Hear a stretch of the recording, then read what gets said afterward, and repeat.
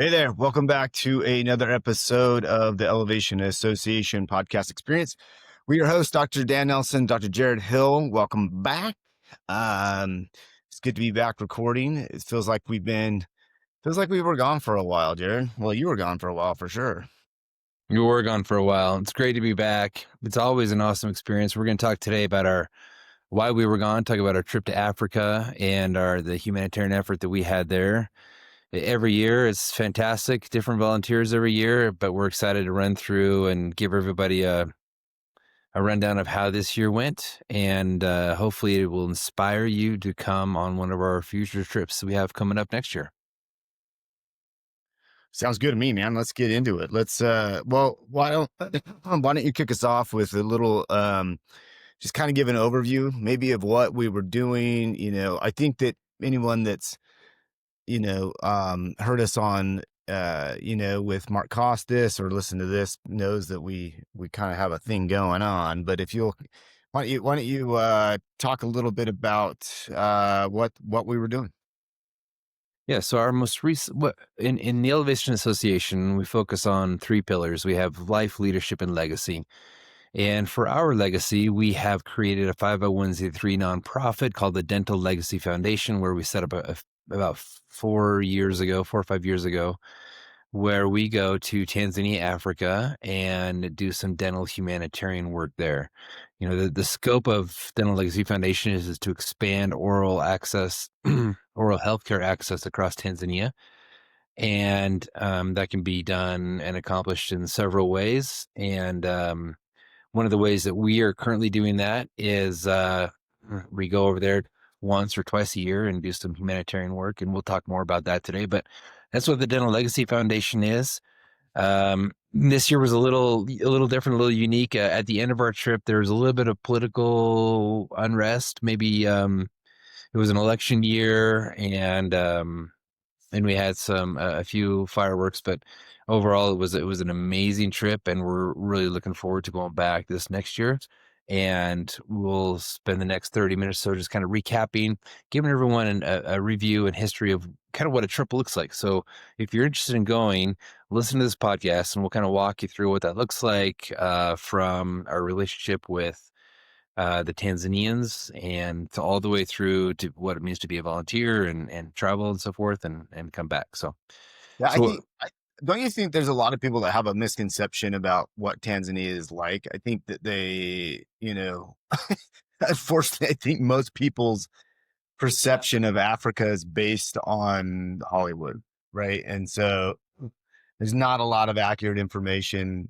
And the reality is that Tanzania um, is a very peaceful country, and they're actually working hard to develop their infrastructure, and they've built a lot of highways. They're working on a railroad currently, but also Tanzania is, I always tell people, you get the question of, they say, where are you going in Africa? And you say Tanzania, and then they look at you with eyes glazed over, like they kind of know where it is. Maybe they've heard of it, certainly, but they're not really sure. And so I always tell people Tanzania is the country that people think of when they think of Africa, because it's got the Serengeti, it's got Mount Kilimanjaro, it's got Victoria Falls, it has, you know, the jungle where Jane Goodall did her chimpanzee work. And so it has all these areas and things you think of when you think of Africa, but it's also, we found it to be incredibly warm and welcoming. The people are fantastic. They are educated and industrious. But unfortunately, they're incredibly underserved on the medical and dental front, and there's just, man, it blows my mind every time we go over there. We've been really lucky. If for those who are following us, we've been, one of our goals, our long-term goals, was to get a Tanzanian, a dentist, into our clinic. I shouldn't say our clinic, into the clinic that we support there. And, we were thinking it would take maybe 5+ years, and we were able to do it in 3. And so, but every time we go, it blows my mind, because this single dentist, when we're not there, he's supporting 3 million people. That is, this blows my mind every time we go out there. It's incredible, right? Yeah, and to back it up maybe even further, a few years ago, as quick history, we through a series of serendipitous events, we were able to get 3 mid-mark chairs, with, we got digital radiograph equipment. We have had a bunch of donations for handpieces and burrs and composites and restorative materials and extraction materials, and anyway, through that series of events, we set up a pretty awesome clinic, and we did that through the partnership that we formed with St. Gaspar's. And St. Gaspar's is a branch of the Catholic Church, and they're very missionary, medically focused, and they have a hospital that they set up in the central of Tanzania, middle of nowhere, and it's a teaching and referral hospital. So, like, what I was referring to, like, this is in an area, Bitigi, which is a bigger city, a couple 100,000 people, but it's the surrounding city and villages. It really services 2 to 3 million people, and it is a top tier hospital. So in Tanzania, they they um they rate their healthcare facilities on a scale of 1 to 6. One being a dispensary, which is basically you can get antibiotics, and that's about it. I mean, you can go for maybe just to deliver a baby with nothing. I mean, it's basically a couple of rooms with very little. Up until level 6, which is where you have an expert, world class medical care. Well, this hospital is a level 5, so it has a lot of care and a lot of incredible doctors and nurses who provide some fantastic care for all the people of Tanzania. They were just lacking a dental service. And so they gladly welcomed us in to help them build out this dental clinic so that they could offer some dentistry for their people. And like Dan said, we helped them hire a local Tanzanian dentist, which is super rare. There's only 30 or 40 in the whole country.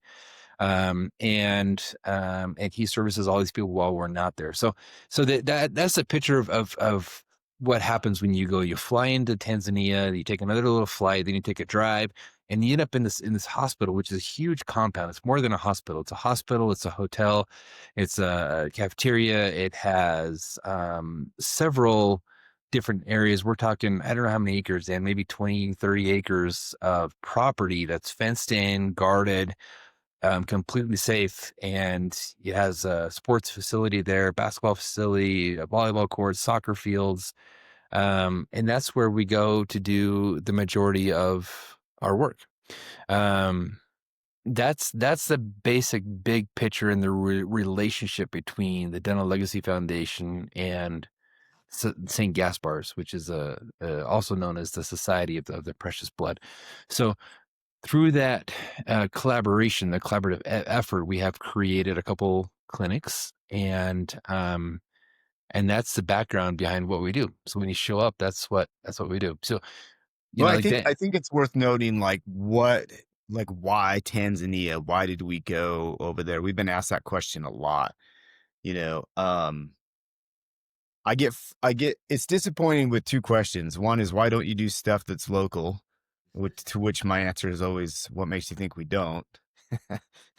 And then um what's crazy over there is, like I said, the access to care.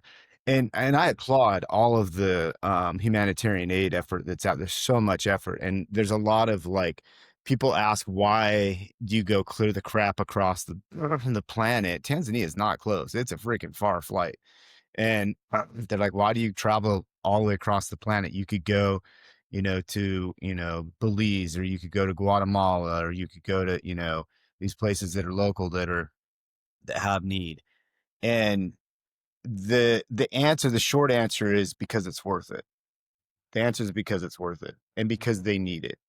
More so, it's hard to gauge, like, well, who needs more, right? And I think you have to answer when you're looking at doing humanitarian aid work. I think you have to answer the question of what speaks to you, and if some people can, make the trip to somewhere like Tanzania, or somewhere in Africa, then that's awesome.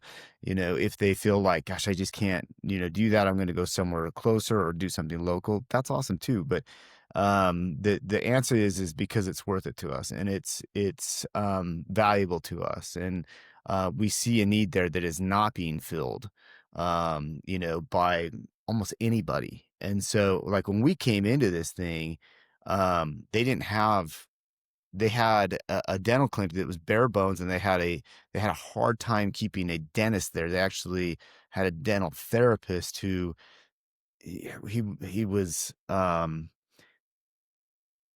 he was available, I guess, we'll put it that way. But there was a lot of need there. And in addition to that, we found as we've worked there that they were in desperate need. The hospital itself was in desperate need of a neonatal intensive care unit. And they have a vocational school that they support that was in need of fresh water. This is a place that um, just the lack of access to fresh water kills a lot of people.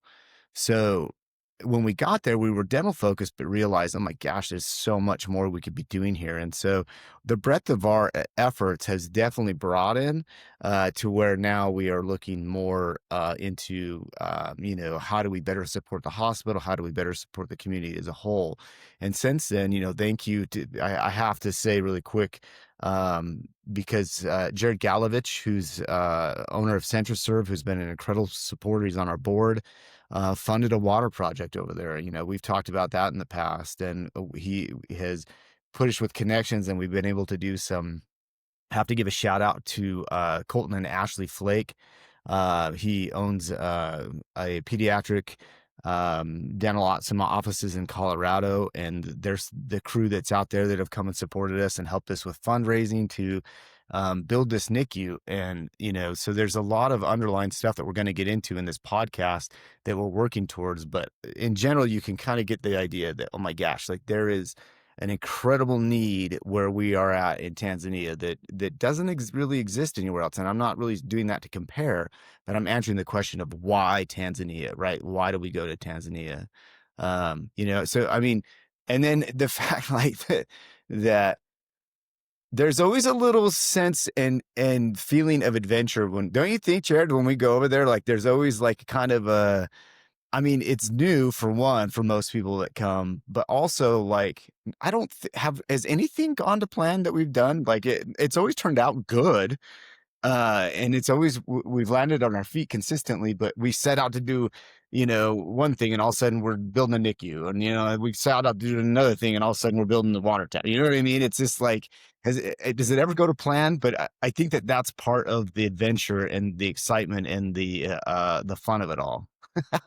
Yeah, I mean, it's kind of the Wild West to a certain degree. There's a lot of it's there's a lot to do there. And I think though, I think that brings us kind of to our great next talking point is the reason I think why we have done some of these other ventures is because of the volunteers who have come in the past, and Yeah. their care, their heart, their generosity, their love for the people once they get there, and they see the need and they offer to help. And so we jump on board as well. So yes, as Dental Legacy Foundation, we will support you in these other causes that go along with our mission as well. So, having said that, as we recap this year's trip, we just got back from a couple weeks ago. We had again an amazing group of volunteers. We had four dentists, so you and I being two, and our spouses Marion and Lindsay, who are critical, important components of this trip. You can't say enough about those two, who are in charge of all the supplies, of making sure everybody brings stuff, making sure that we have all of the composite, everything that we could possibly use. They Using those just supplies, the work. supply list, the getting through customs, all that stuff, right? That's always a trick. It's always that's Part of the fun. adventure, right? It just makes it interesting. Um, I mean, those two are indispensable in our trips. As a matter of fact, we often well, not occasionally we have sent them without us because they're that important to the clinic and how it runs and functions. And a couple other volunteers. We had um the Irenes. We had Dr. Devin Irene and his wife, and they were incredible. And Tori was a nurse, so that was a Yeah. cool, kind of a cool, what do I want to call that? A double-edged sword they were, in that Devin was in the dental clinic the entire time, and then Tori was able, because of what they were doing that week, they were doing free screenings. She was able to go and help out with screenings and doing some other stuff with her medical background. So, yeah, they were a powerhouse. And then when Tori came into the clinic and helped out, she was incredible. Just Yeah, no doubt. absolutely anticipated everything and was just they were wonderful. We also had Marin brought her sister, Liz Cook, and her 2 daughters who didn't have any dental experience at all or medical experience. They just wanted to come and help and participate. We'll talk about some of the things that they did. And they had an absolutely amazing trip, one of the best ones they've ever had. We also had a friend of ours, almost relative, Jennifer Wilhite, come. She was an incredible help as well. Again, had zero medical dental experience, just has a huge heart, just wanted to help, and she just jumped in and did anything we asked her to. Um, yeah, and you And talk your about the kids, dude, you got both your kids watching you, work with, that's, pretty awesome. You've been able to get 3 of your 4 kids out there now. yep, yep. You want to talk about the Hammerstroms as well? Yeah, totally. Like, so I'm sure that some of you are familiar with Best for Dentistry. By the way, they're changing their name just to Best. I just learned that in Tanzania. But one of the founders, Chad Hammerstrom, who developed it, he and his wife Joe accompanied us, and I think it was interesting because I don't think they knew what to expect coming in. It was pretty fun to watch them kind of like, hey, neither one of us are dentists. We don't really know what we're going to be doing, and to see them jump in headlong into clinical help and watch, Chad was kind of getting bounced around. We've got a great picture of him covered in blue concrete. He looks like a Smurf because he was helping out physically to build the ICU. And then the next day he's helping out, John Treasure, who came with us as well. um, Again, this is John's second trip, and we're going to talk about what John's been doing for the effort there. But to see Chad, Chad had some really special experiences, some one-on-one moments that were awesome. And Joe was able to. Joe learned that she doesn't like to work chairside, but is absolutely a uh totally willing to do anything else. She's like, oh no, I don't want to be anywhere next to what you guys are doing, but let me support you in any other way. So, and she really did. And so our team was, and that's the point, right? Is that you don't have to be a dentist to come and do these things. There's so much call for help that that we have more work than we can put people to. And so but I want to share a quick I'm jumping ahead a little bit in what we want to talk about, but um and we need to recognize Mark Tall as well. Dr. Mark Tall from Idaho Falls was part of our crew as well. And talk about, again, willing to do anything. Mark runs on a different kind of battery than what I have. That dude can freaking go 1,000 miles an hour forever. And he's a little bit older than we are, so I tip my hat to him. He's retired once and decided he was bored, and so he bought another practice and started going again. And that dude just runs on like 1,000 mile an hour all the time. But With a huge smile on his face. He always is so happy, and the people there, the Chinese they could feel it, like they wanted to be he was like a magnet, they wanted to be around him. It was totally. wonderful. Yeah, it was we had such a cool group. We're always blessed with awesome people. The people that, we talk about answering the call. And what we found is that the people that, like I said, not everybody's willing to take the big trip to Tanzania, but the people that are willing to do that are a special breed. And you guys know who you are that are out there that are listening to it. You guys are a special breed that are willing to, the call goes out, but not everybody answers that call. And it is a sacrifice. You have to leave your practice. You have to, leave your family sometimes, leave the kids behind with grandma and grandpa or whatever. And it's not easy to do this. And so the sacrifice, it's worth it. The blessings are worth the sacrifice. And I just want to share this story that Chad had. Like I said, they didn't really know what to expect coming into this. And so he really felt like, gosh, how you guys really going to be able to utilize me? Well, we put him to work. Well, he put himself to work with John Treasure, and they were working in the lab making flippers, which has been, we'll get into this lab. It's been really important. And the work is profound. But Chad's helping John out. And one of the things that Chad was doing was he was helping deliver them. He was helping deliver them with Mark, Dr. Tall. And this young man came in and was missing all of his front teeth. And he had been for years. And he had said that, you know, in society, he's kind of been shunned. People don't really take him seriously because he's the way he presents. How old is Uh, he? Maybe 22, 25, something maybe? yeah, he's early mid-20s, young, Yeah. good-looking guy, like Yeah. like a really good-looking guy. We'll post a picture on this. We'll maybe we'll put his picture to open this podcast up. But John made these flippers for him that Chad helped out with, and Chad was fortunate enough to deliver these. And Chad said this kid just grabbed a hold of him and buried his head in his shoulder and just was so overcome with emotion.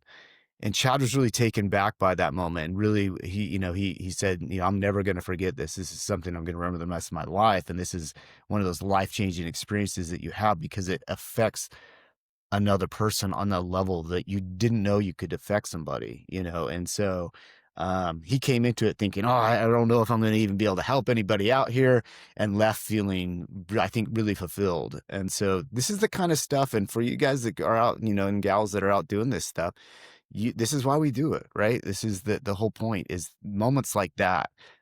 Yeah, we'll post that picture because the picture's worth 1,000 words. I could talk about all day long, but that picture, the smile on that guy's face, man, is pure um, gratitude and elation and happiness. It's incredible. And Chad's smile, you can't.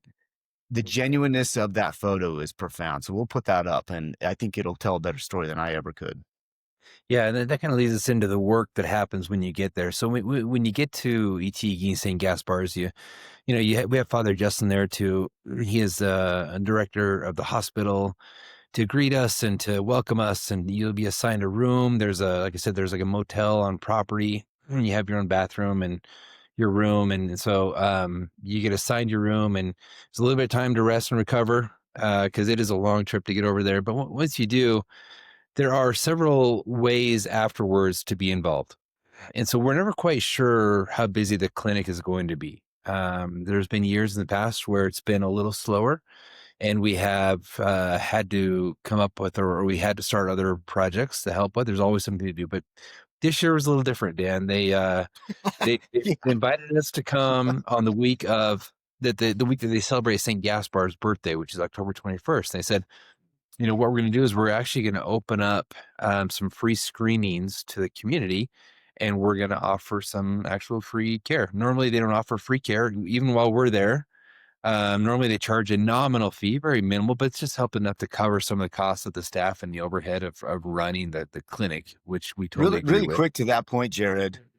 Um, I did the conversion rate to find out what their normal fee is for a film. Never mind the ones that they discount. So, and they discount all the time because they follow the widow's mites principle, right? And it's, that people pay what they can.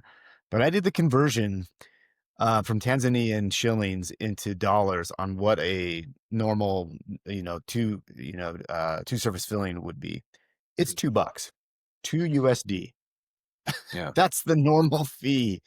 Yeah, crazy. So anyway, I just had to share that because I was blown away. See, super nominal. So they decided this week, they said, hey, we're gonna waive the fee and just let you guys go to work. And so literally the floodgates opened, and it was a nonstop intense 4 clinic days straight after that. So we started, Monday morning, 8 a.m. And that first night, I think we went home at 9 p.m. or 9:30. And then every day after that, we worked for about 12 hours in the clinic, and it was all hands on deck. I mean, we had people, like I said, Chad was helping out with a few other projects. But between John Treasure and his lab, And between the 3 chairs that we had to work out of in the clinic and the 4 doctors, it was nonstop, and we were exhausted. We saw the impact that we had. We saw 400 plus patients in 4 days between 4 doctors. It was crazy. John Treasure's lab, they made 37 flippers, which was a lot. He started off saying, "I think I can do 30 this week." And by the first day, they had brought him like 35 people already. And he's like, "Stop. I literally can't. I just can't do And, anymore." and that line, right? The line for just to see John was wrapped all the way around the building. It was Yeah, insane. it was insane. Um, some of the other volunteers organized over 1,500 hygiene kits, baggies with toothbrush and toothpaste and a little toy and some floss, and they organized those kits and handed those out. Sometimes when we were a little slow in the clinic, sometimes they will go to the schools and do some visits, but there wasn't time for that this year. Hopefully, there'll be time for that in upcoming years because it's always a special experience. And then we did take a little tour of the hospital, and we saw the progress of the NICU, which Dental Legacy Foundation is helping fund that new NICU. That's another podcast and another story for another time. But that is it's an incredible story. And then as they were commenting, oh, here's an area where last year when we were there, we helped them plant grass and kind of this courtyard. And said, our next goal is to raise some money to buy some equipment, some playground equipment. So the kids that are here for a month or 2 months, they can come outside and they can play a little bit instead of just walking around the hospital. And and on the side, without any sort of fanfare or any sort of exclamation or proclamation, the Hammerstroms pulled them aside and said, "How much this is going to cost?" And they said, "We'll volunteer right now to purchase that equipment." And they did, and they ordered it, and it got there by the end of the week, and they were working overnight to assemble it. And it was just, again, one of those special moments where you see the volunteers that come just have huge hearts. And when you see the people, you see the kids that are in the burn units, you just fall in love with it and help out however you can. And so, um, that was our impact of the week of a recap of what that went. Dan, how do you feel like that week went? Oh, well, it was wonderfully exhausting. Back when I played sports, I have to share a quick story. Back when I was an avid soccer player. I was never very good, but I loved it, and I always played my guts out. And we played in dental school, and you'd play under the lights because it was really hot in Arizona where I was. And I remember one game, it was a really tough game, and we played super good and super hard. And my friend Mike Hall, who's a phenomenal player, we walked off the field, off the pitch that after the game we just won, and he's like, he's like, that's what it's all about. Is like giving everything you have and leaving it on the field. And because we were exhausted, and he in that little moment he summed up what I have felt so much in my life, and that's what I lack in skill or ability, I make up for in work ethic and just trying to work my guts out, and so this was an opportunity to do that, and it was so cool to watch everybody work their guts out and just work to exhaustion and come back. And I mean, we were crashing out early because of the jet lag and everything else, but the if I could summarize the mood or the look on the face was people were content and fulfilled. And it was in that moment that I kept thinking about what Mike said. That's what it's all about, leaving it all out there. And I think that that's what this trip was about, was just doing as much as we could for the people that were there. And there was so much fulfillment and gratitude. It was awesome. Just really, really cool. And to see 400 patients in the time frame that we did, I think it has to shout out to the admin team over there. I was kind of eavesdropping on John Treasure and Mark Tall on as we were traveling into Atigi. And John said, so John and Mark do work in Belize as well. They've been doing a project over there that they love. There's a humanitarian option that they take every year, and they've supported it for like 15 years now. And so John and Mark are talking about this, and John says, "Look," he's like, "just so you know, this place is nothing like Belize." He's like, "It's so well ran. You're going to be blown away by how organized it is and how smoothly everything goes." And he's like, "It's going to blow your mind." And having done a few of these different trips, I can tell you that the way that we are supported by the hospital staff and administration makes things so that we can go in and see 400 patients over 4 days. Like, that's really tough to do, and we're able to accomplish it. And these are not just all extractions. This is doing fillings, doing root canals. Oh my gosh, this is doing crazy stuff. That sometimes we're doing even a little bit of perio surgery. So, and all while we're trying to support and teach Dr. Joseph, the Tanzanian dentist that's there. Part of our mission is to educate and help support them and their staff. And so this isn't like we're just in there shucking teeth all day long. This is a full-fledged full service clinic, and the things that we're doing are not like 5-minute procedures. These are like multiple teeth, multiple fillings. This is taking a hot minute to get this done, and it's not and you don't have the efficiency with working with your typical assistants and stuff. So to see 400 patients in the time that we did is enlarged due to the incredible work of our volunteers and the incredible support we get from the administration and hospital staff. So, yeah, this was a epic trip, and I'm still tired, but still riding a high too. No, it's true. Like, the impact of the clinical work, dentistry, that alone is enough to change you. It's enough to change any person, any human being that comes. Like I said, all the volunteers who assisted, from the teenagers who stepped in and assisted and suctioned and saw us pull out, infection boogers and all sorts of stuff out of these teeth, and they stayed for 12 hours in a day.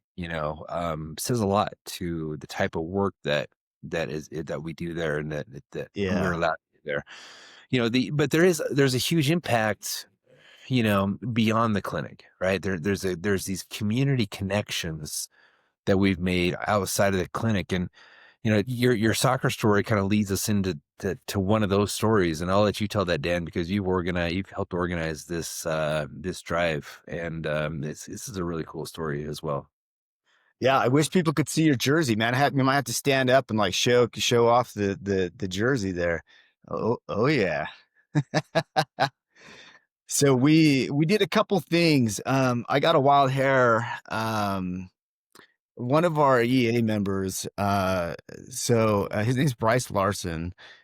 He practices over in Pocatello, Income area, and he has been super involved with his local youth soccer. And like I said, I'm a big soccer guy, and I've always loved it. And when we've gone, there's a big soccer field. We'll call it a field. It's a big dirt area, and it has two goals on either end of it. There's not a blade of grass within, I don't know, 500 yards of that place. But so we've gone a couple times, and there's a few in the group that play. Jared Galovich plays, his son Damon plays, and so we've gone and picked up and played some soccer over there. And when we were there, 2 years ago, and we were playing, we noticed a couple things. We saw some kids playing barefoot, and we saw my favorite was the two buddies that one had the left shoe and the other had the right shoe. And so you see him playing in penny loafers, and this is on dirt. This is on slick dirt. This is like, there's no like quick actions on this. You slide all over the place. And so having some cleats would be awesome, right? And um so I got thinking, maybe Bryce would be, oh man, maybe he'll help out with this. And so I reached out to him, and he said, heck yeah, I'd love to help out. Let me reach out to this, group that I support. And so he reached out to his local soccer community, and they were able to raise 60 pairs of cleats. They donated 60 pairs of socks as well. And then we made up some fun jerseys to kind of go along with all this. And so, um, the cool part of it was in giving them away, right? And so we had so many cleats. We literally filled 2 bags full. And we came and we gave them to the vocational school, and we're hoping that they'll be able to. They have a soccer pitch not far from the school, and the hope is that they'll kind of do like rental skates kind of idea where because they have kids coming in and out. But a lot of those kids don't have anything like that, and so we gave half of the shoes to the vocational school, and then we went to the Village of Hope, which is a emotional roller coaster whenever you visit that place. That's an HIV, uh, what Orphanage. am I trying to say? Orphanage. Thank you. HIV orphanage.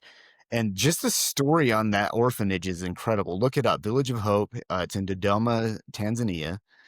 Um, and we had just planned on giving the whole bundle of shoes to the administration at the orphanage, and then letting them figure out how to deal divvy them out. Well, we're meeting with the kids later on, and the head sister, the head nun, has the kids bring the big thing of shoes that we brought. She like has 2 kids haul it over, and she's like, go ahead and hand them out. And we're like, oh man, we don't even know like whose sizes or what or whatever. But so we just kind of like, we kind of gauged like who was what. We're like, you're gonna have a huge shoe swap after this. But it was awesome just to hand these shoes out and to watch these kids get pumped. Man, they had some of those kids were not giving those shoes up. They were like holding on to them like it was life or death situation. But it was really fun to just kind of see even the little stuff like that doesn't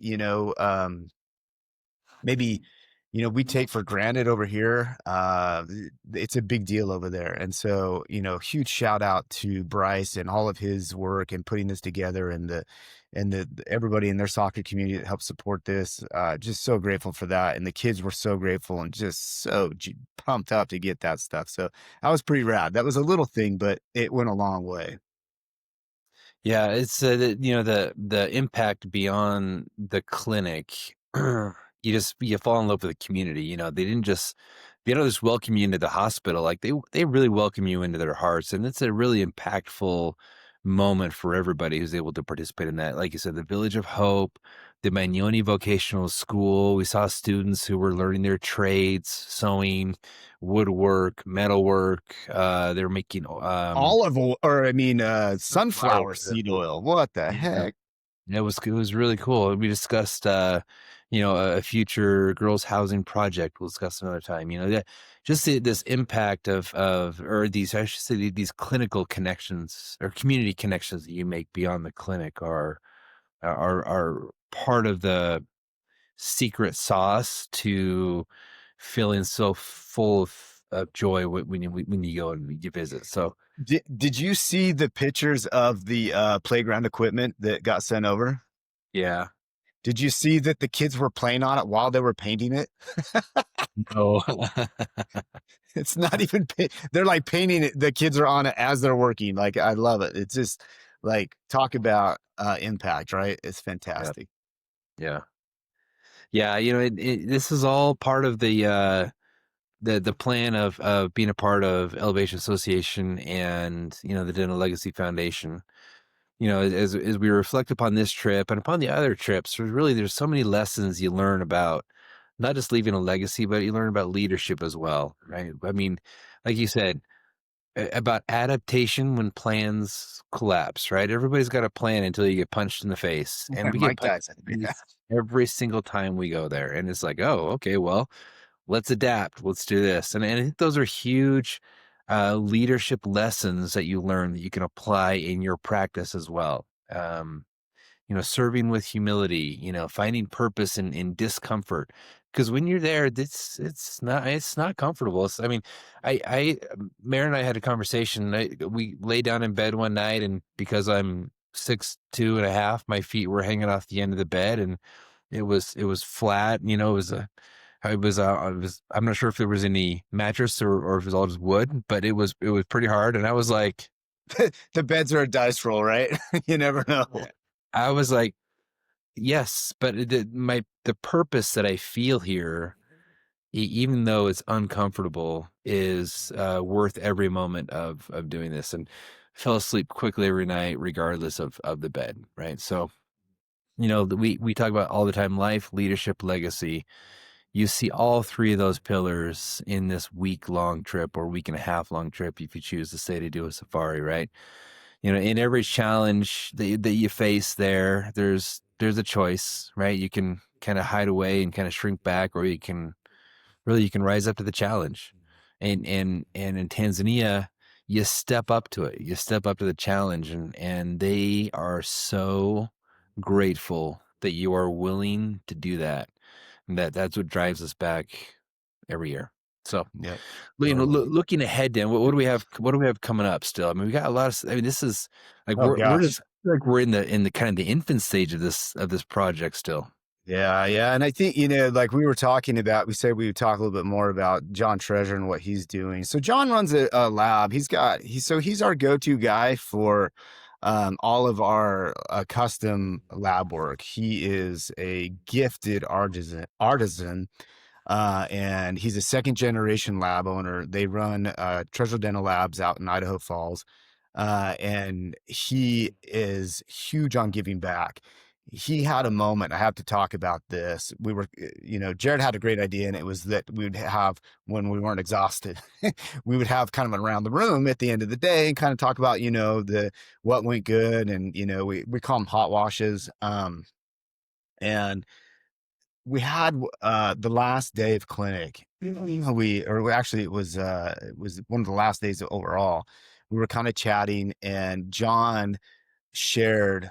Um, I wouldn't dare share everything he said here because it's his for him to share, but he shared a very heartfelt um, reason why he does humanitarian work, and it was awesome to just feel the emotion and to feel the healing that it brings into his life, and why, he continues to take the sacrifice to do this stuff. But on the flip side of that, uh, that man is seriously popular in a TD hospital, at St. Gaspar Hospital. Holy cow. So as far as we know, we currently, because of John, we have I think the second lab. I think it's the only second lab in all of Tanzania. So all of 65 million people, there's two dental labs, and one is the one that John has established. And currently, we're limited to what we can do over there. We can do some prosthetics, and John really wants to get some digital dentistry going over there. And so, what we're looking at doing now is working into getting some scanners and some 3D printers. This will open the door for crown and bridge work. It'll open the door to some Valplast work. It can open the door to who knows what else. And so currently that's where we're hoping to gather some funding and some help on that front. So if you know of anyone, if you're listening to this and if you have any type of connections with any of that stuff, we would love to talk to them, because this is something we're looking to expand. And John has a lot of great ideas. We were pushing forward with this. We had a great meeting with St. Gaspar Hospital. They're all behind it. And so, yeah, we're really hoping to expand the services offered by the lab. So that's definitely, one thing that we're looking forward to. Yeah, and on top of that, we have been helping them, St. Gaspar's with their new NICU. Mhm. Up to this point in time, they've have too many babies that they need to put in a NICU. They don't have space for them, so they're currently unfortunately having to choose who survive, which babies survive and which ones don't. And so we jumped all over that. So we're working on completing that. The structure itself, the new structure, including all the beds, should be finished by the upcoming year, by the beginning of next year. We'll have a dedication. We're still short on equipment. So if you have some desire to help with the NICU and donations for some equipment, that is an ongoing project that we have. Yeah, and I think along with that, as we've been raising money for the NICU, I think it's important that people know that we've also been raising money for this housing project at the vocational school. And we've had, companies like CentraServe pledge money. We've had companies like DSI pledge money. So, Mark Costas, DSI has pledged money for this, but it's not a cheap endeavor. It costs a lot to build housing, even in Tanzania. And so, that's just something that we're really working towards. This is a huge deal. Give a little backstory. This is really sad and sucky. Um, is an understatement. Some of the kids that there are female, and as they walk, they have to travel a long distance to get back and forth between class blocks. And so sometimes it's a weekend, sometimes they're able to stay longer, but currently there's nowhere that for them to stay on campus. And so in their travels, they are getting sexually abused. They are being, attacked and are not safe. And so the hope is to be able to build for them a housing area where they can stay and limit the amount of travel that they have to be able to attend. So that is a huge deal, and something that we're working really hard towards. So we're not there yet. We need to raise some more money before we can start the project. So please, if you're interested, contact us and let us know. Also, if you're a contractor, and you're interested, or you have know someone, excuse me, if you know, I don't know why a contractor would be listening to this. If you know a contractor, if you're, have a family member that's a contractor, we would love to have them come because they're able to go and help out at the vocational school. So something to think about on that front. Yeah. Last but not least, we've got a couple upcoming trips. If you're a dentist or just want to volunteer, like I said before, you don't have to have any experience in dentistry or the dental field. We've got two trips that we're planning on right now in 2026, and that's the end of May, beginning of June. I think it's May 28th or right around there to June 10th, I think right around there. And then we have one again in October, which will be the week of the 21st. We're going on St. Gaspar's birthday again. And so if you're interested in coming to either of those trips, go to dentallegacyfoundation.org and contact us And the and NICU, the NICU should be done by then, right? By May, June. by May and June. Yep, should be done by then. Well, at least the structure and the beds. They'll start to be using it. They'll still be a little short on equipment, but for all of them, but it'll be up and running. They'll be using it and so forth. So I guess I'd like to end. I guess I just want to give a huge shout out to all the people who have donated and helped. I want to, a major donor and sponsor of this trip has been Dental Intel. We use Dental Intel Mhm. on a daily basis. We use it with all the clients and all the tribe members for Elevation Association. Well, this They stuff have is huge. something called a 1% program where they're taking 1% of their profits and donating those through to several nonprofit organizations. And they contacted us and had really sponsored three of the four doctors who went this year and are looking for dental intel doctors to sponsor our future trips. They also sponsored John Treasure's lab and donated quite a bit for them. So super grateful to Dental Intel, grateful to Patty Norton and when her donations personally and through her corporation. For all the other corporations who have helped with these trips, we're so grateful. Our mission doesn't end when the trip is done, right? Like we continue to go on and we continue to build and we continue to grow and expand access to oral health care all through Tanzania. Every act of service, it is important that and it's well taken care of over there. Oh, it's cool too. Like we've been clients of Dental Intel for a long time, and we've loved their project and their services. Um, and they've been, we've utilized them for a reason, right? And all of our EA members, we have them use Dental Intel. And in the office, we do a donation from each cleaning. We put money from Wood River Dental towards, obviously to the Dental Legacy Foundation. Well, Dental Intel has this. You kind of mentioned it. Is this 1% program that they've started in the last year, and that's pretty cool. They're taking 1% of their revenue and they're putting it towards humanitarian aid purposes. So all that money is being earmarked for this, which is rad. So if you are a DI member or client, then you are supporting stuff like the Dental Legacy Foundation, the work that we're doing over there. So that's a huge deal. The things that they are doing, that's pretty rad to pay it forward. We love what they're doing over there. We love that they've created this. We love their support and we've loved being their clients. So mega shout out and so much gratitude to Dental Intel for their involvement with what we're doing and support for what we're doing. Well, Dan, I think that wraps it up for today. It was a great recap of our trip. Looking forward to future trips. If you want to know more or interested about upcoming events that we have coming up, reach out to us or go to elevationassociation.com or the dentallegacyfoundation.org. We have a really great outfitters course, kind of a master class here in Sun Valley in January, coming up in a couple months. And then we have our annual summit in Dominica in the Caribbean in February.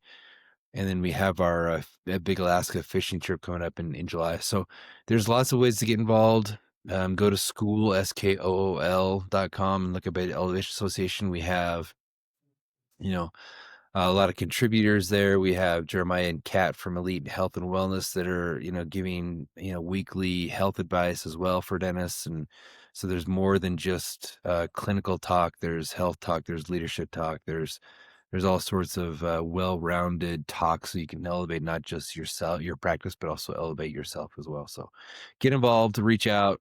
If not, we'll look forward to talking with you next week. Okay, sounds good. Appreciate everybody listening. See you next time. Cheers.